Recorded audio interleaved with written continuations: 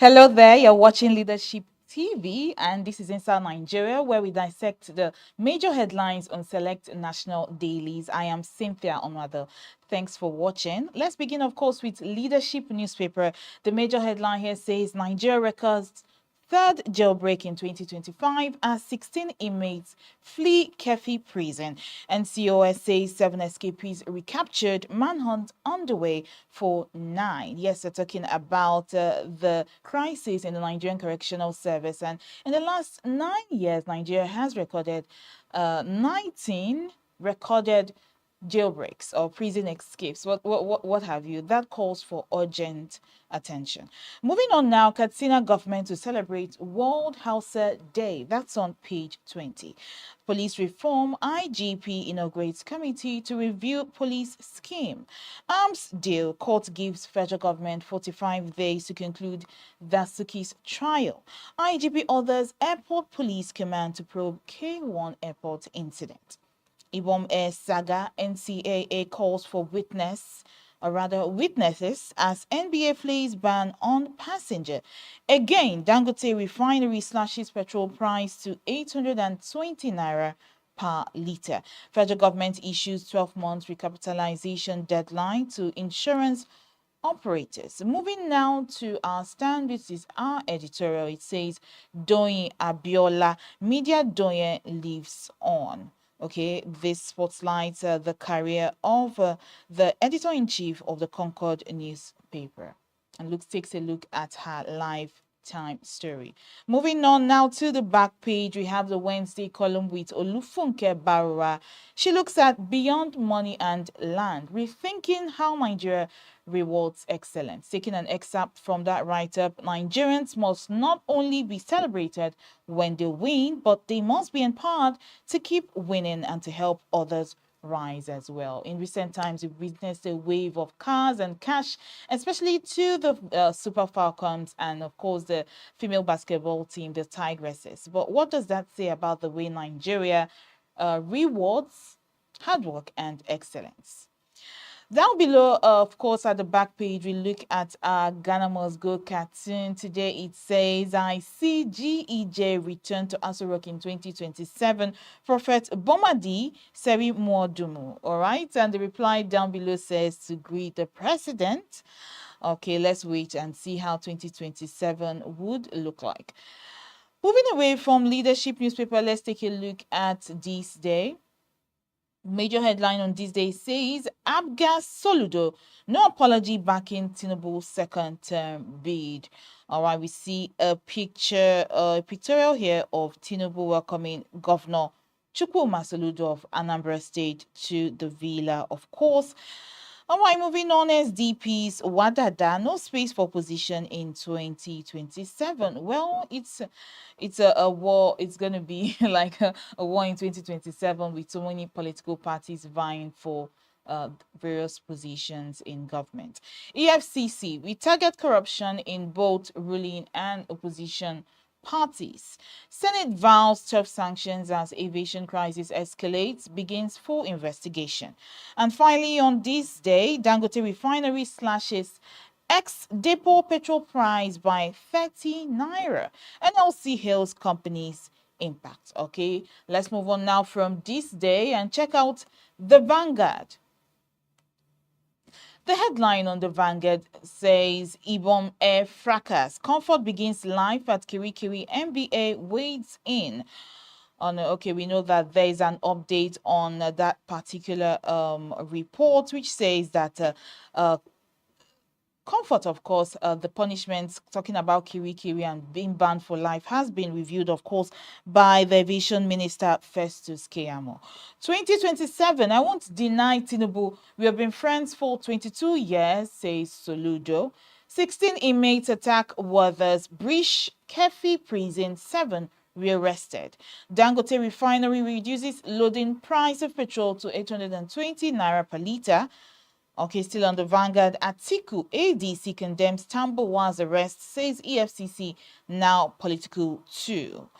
NSDC seals deal with 4 new operators to produce 400,000 MT of sugar annually. NMA raises alarm over mental health crisis among doctors.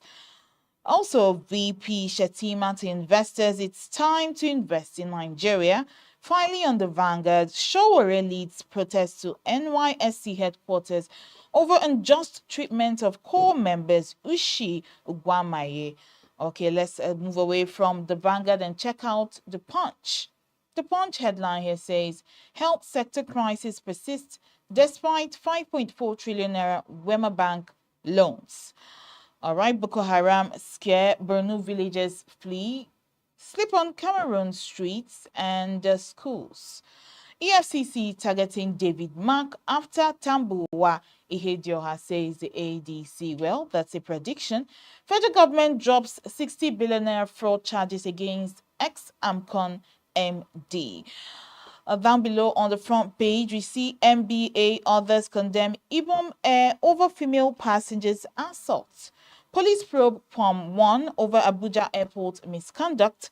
30,000 car race bet leaves 5 dead in Ogun State. That's on a sad note. Moving on now from the Punch, let's check out Daily Sun. Daily Sun on the front page of the major headline says we are investigating many governors, says the EFCC. Says no secret cows, corruption has no party lines. PDP kick says arrest politically motivated strategy to silence dissent voices. FG using EFCC against opposition, says ADC. Marketers accuse NNPCL boss of sabotaging Port Harcourt refinery. Above the masthead of that page, we see 81 of 1,888 female inmates on death row, says NCOS. Access Bank strengthens Afri-Caribbean ties. Ibom Air saga. NBA rejects passengers' life ban. Obi furious. 16 inmates escape. 7 officers injured in Keffi jailbreak. Finally, Nigerian hospitals know where people go to die. Or rather, Nigerian hospitals now where people go to die. Anglican Church. Moving away from Daily Sun, let's check out the Nigerian Tribune. Ibom Air incident. NBA, Labour Party, others flay treatment of female passenger. Aviation expert weighs in on unruly behaviors at airports. Police receive petition from NCAA on Kwam 1. IGP directs Airport Police Command to begin investigation. All right, Tinubu is my friend of 22 years. I have no apologies for supporting him. Soludo. NSC, NAPTIP, MMS move to curb human trafficking through waterways. NSDC's operators seal landmark agreements, target 400,000 MT sugar production annually. Tambuwa released on bail as EFCC counters ADC and PDP. On health, fast walking, key to longevity, cuts mortality risk by 20%, says study. And that's on page 3 of the Nigerian Tribune. Moving on now, let's check out Blueprint. Blueprint newspaper headline here says, no sacred cow in our investigations of politicians. EFCC fells ADC. It's demoralizing, says Atiku. Politicians engage in anticipatory looting, declare non-existent assets, says Olukoyede. 16 inmates escape in Keffi jailbreak, 5 officers injured. Also on the news, I have no apologies supporting Tinubu Governor Soludo. On business, Nigerian pumps 1.507 M crude BPD July, keeps Africa's top spot. And also down below, we get to see NAF killed 592 terrorists, destroyed 372 assets in 8 months, says the Chief of Army Staff. Zulum urges more air power in Zambisa Forest, Timbuktu Triangle, and Mandara. All right, FCTA demolishes cashew gardens, shanties. And on sports, Sudan humiliate home-based Super Eagles Moving on from the blueprint, let's check out finally the Guardian newspaper. The front page headline says outrage over Ibom Air incident as IG others Kwam One's probe. Wadada Soludo throw weight behind Tinubu for 2027. NCOS denies, or rather decries, low drug supply. Personnel for 8,000 inmates with health needs. Reps pushing to make Apex Court final judge in Guba polls disputes. Court strikes out 60 billion naira criminal suit against ex-Amcon boss. Lagos moves to regulate rents. Curb abuse with new tenancy bill. Also on The Guardian, troops kill several terrorists in Borno failed ambush. Gani Adams faults Kwara killings, alerts on fresh crisis in Southwest. 97% untitled land, limiting collateral for loans, says minister. Court sentences man to death for killing roommate over door closure dispute. And finally, Dangote Refinery cuts petrol ex-depot price to 820 naira. Well, that's all today on Inside Nigeria on Leadership TV. For comments on any of the top stories, you can do well to follow us on all social media platforms. Like, comment, and subscribe. Thanks for watching. I am Cynthia Onwadu. Be part of our brand.